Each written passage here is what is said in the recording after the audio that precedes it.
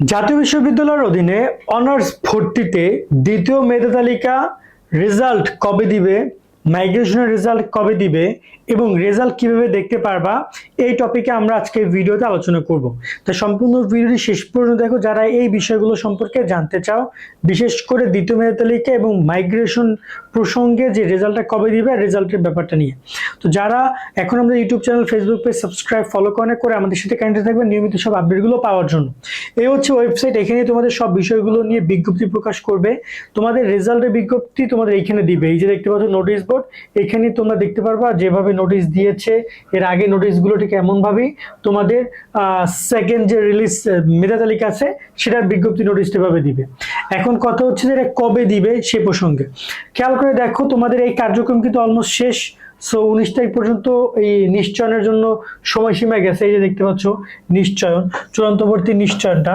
So এখন মোটামুটি কায়দায় যে কোনো সময় তোমাদের এই দ্বিতীয় মেধা তালিকার বিজ্ঞপ্তি প্রকাশ হতে পারে। তবে সম্ভবত আমরা যতটুকু ধারণা করছি 20 মে, তারা জাতীয় বিশ্ববিদ্যালয়ের একজন কর্মকর্তা বলেছেন 20 মে, মানে তিনি বলেছেন যে 20 মের কথা না, তিনি বলেছেন যে ঈদের আগে দিবে। তো ঈদ তো যদি আমরা যতটুকু জানি 28 মে কিন্তু ঈদ, আবার কিন্তু জাতীয় বিশ্ববিদ্যালয় কিন্তু বন্ধও করবে।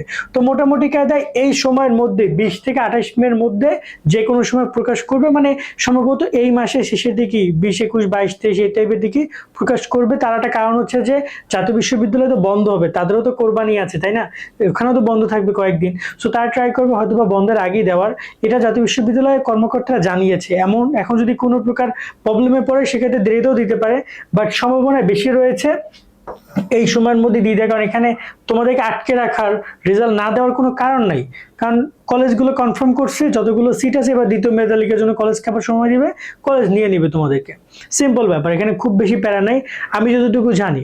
তো এই হচ্ছে বেসিক জায়গা যেখান থেকে তোমরা জানতে পারছো যে তোমাদের দ্বিতীয় মেধা তালিকা কবে দিবে।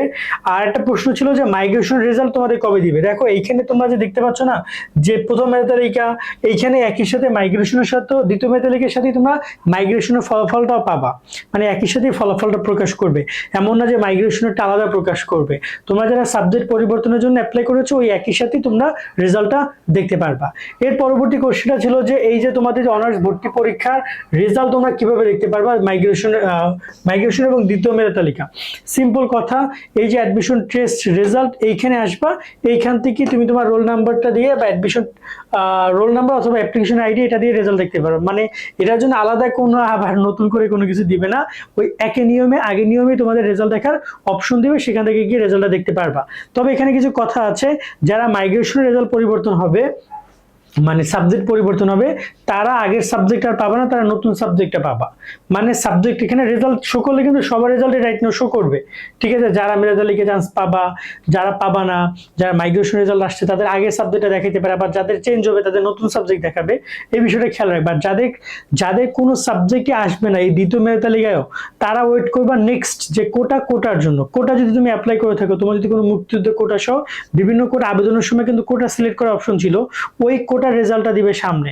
যদি সেটাই কোটায় তুমি যদি যোগ্য না হও, দেন তুমি চলে যাবা রিলিজ স্লিপে, যেখানে রিলিজ স্লিপে অ্যাপ্লিকেশন করতে পারবে। এটা নিয়ে আমরা পরবর্তীতে ডিসকাশন করবো যে রিলিজ স্লিপে অ্যাপ্লিকেশন কিভাবে কি হবে।